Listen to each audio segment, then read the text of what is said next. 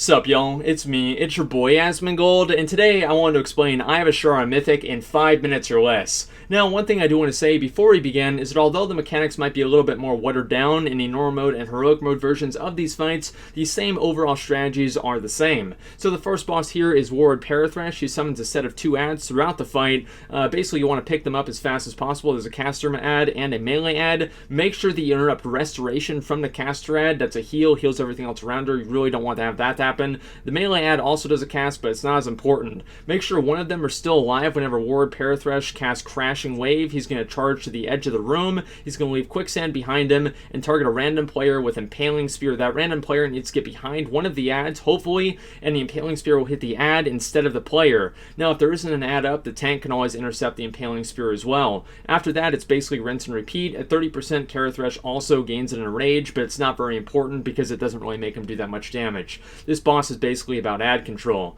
The second boss here is Lady Hate Coil. Whenever she casts Static Nova, you need to make sure you're standing on one of the sand dunes, which is the land here, and you can't move outside the area, by the way, or it'll basically kill you. And also, if you are not standing, and if you're standing in the water, whenever she casts that, it does a lot of damage. She also casts Beckon Storm. She summons a lot of adds. If you have Curse of the Witch and you face towards the adds when the Curse of the Witch expires, it basically deletes the adds. Now, she also casts Focus Lightning, as you can see there. Make sure that you're standing in the water. If you're not, you're going to destroy the sand dunes. Now, Monsoon, or the tornadoes that are on the ground, make sure that you don't get hit by them, but if you do, it doesn't do a lot of damage, and it also deletes them. Now, as you guys can see right here, I'm going to get the Mark of the Witch. I'm going to show you guys how to deal with this. Make sure that whenever it expires, again, you're facing away from the raid if there are no adds up, so it doesn't knock everybody else away. Other than that, this is basically rinse and repeat. It's very, very easy to do. The third boss here is Serpent Tricks. He casts Poison Spit. Make sure that whenever he casts it, you're moving. You'll never get hit. Also, at 66 and 33% of his health, he will submerge. Make sure that as a tank, you engage him as soon as he submerges, or he will cast Rampage and do a lot of damage to the whole raid. He summons 2 adds. He summons a red add and a purple add.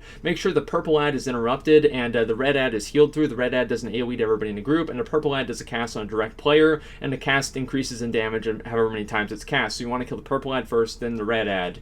If you can, try to interrupt both, but that's not always possible. He also casts Poise, like a toxin thing. He puts it on you, and you need to make sure, toxic wound, and you need to make sure that you run around and you're not standing on top of anybody else, and as usual, you're not standing in the green. This fight is very, very easy to do. Also, one thing y'all gotta know is that these little fucking seagulls that are flying around in this area, kill the seagulls, or they're gonna disorient your tank, and everybody's gonna be having a bad day. So kill the seagulls, kill the adds, and you can kill Serpent Tricks. It's very easy. Fourth boss, King Deepbeard. He casts what do you call it? Ground Slam. Ground Slam is a tank ability. You can move out of it, but if you don't, who the fuck cares? It doesn't really do a lot of damage. Also, he casts Gaseous Bubbles. He puts a debuff on a random player, and that player has to take a certain amount of damage until that debuff is taken away. Also, he casts Quake. Make sure that he puts little rupture things, like little cracks on the ground, like earthquakes on the ground.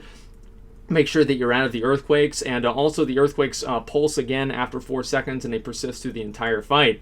Whenever King Dickbeard gets to about, I think, 20% health, he gains a 100% attack speed increase, so that's whenever you want to save all of your tank cooldowns. Other than that, just move them around the room, and make sure that you clear the gaseous bubbles by taking damage from Call of the Seas.